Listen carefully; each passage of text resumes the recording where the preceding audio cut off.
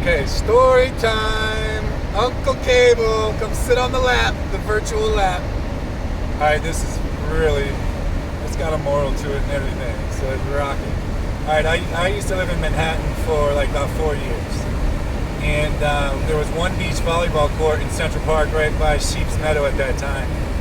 And you had to be able to ball to be able to play. And everybody was strong, strong player and strong attitude. The bully at Central Park was the littlest one there, smallest one there, sorry, excuse me. But anyways, this story isn't about him. This is about, we're gonna call him a man named Freddie. Now, Freddie used to run an escort service in New York City. And they weren't enslaved. I mean, these girls, some of them didn't even need the money.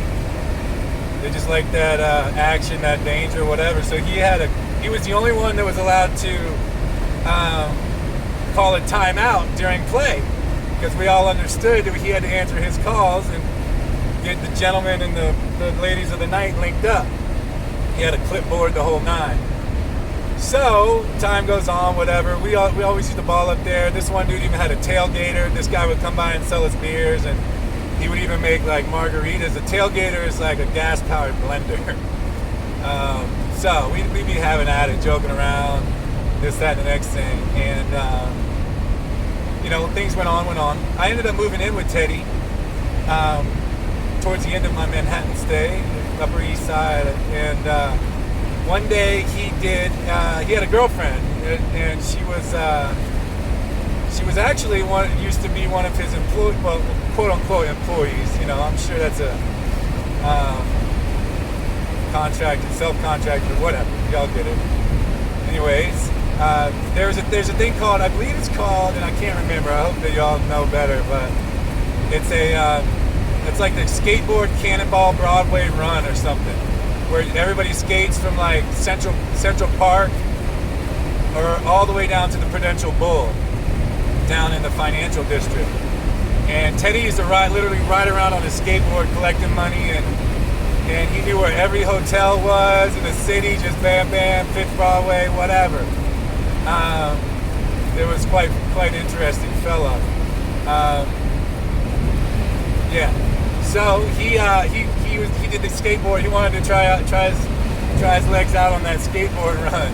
He did really well, but it was about 5 of us down there waiting at the finish line. I think he got like a 4th or a 5th. So of course we went out to celebrate. We went up through Soho and we just ran it around. We, late night, looped into 2 days.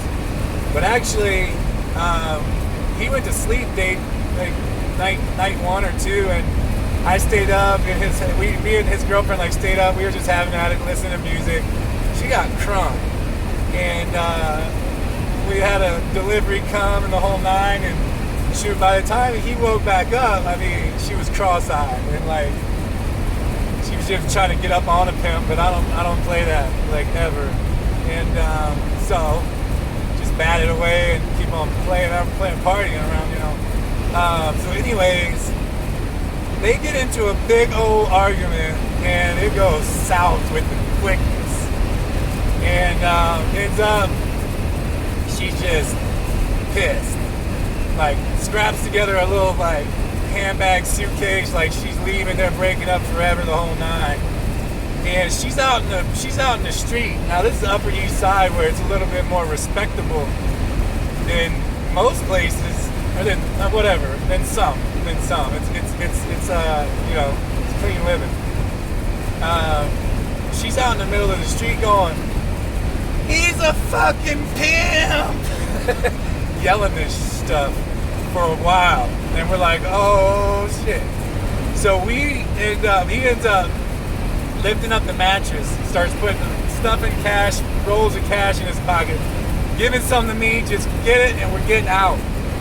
We go down the stairwell exit, boom, out the back, bam, slam around to this little bar, trying to reevaluate what's going down. And then she's texting him all this stuff. She's gonna snitch on his ass, which she did, and he ended up getting it. This moved him out of Manhattan, and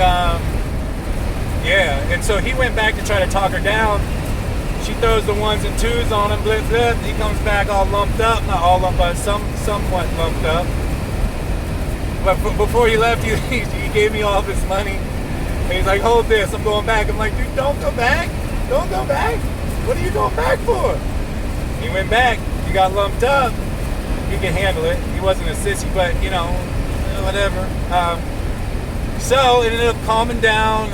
We went back up there, stayed a few more nights, and then I flew out to South Africa within a couple days, and I was out of it, men and women. But yeah, they definitely broke up, and it got him out the city, which ultimately was probably a good thing. But the lesson is, don't turn a hoe into a housewife.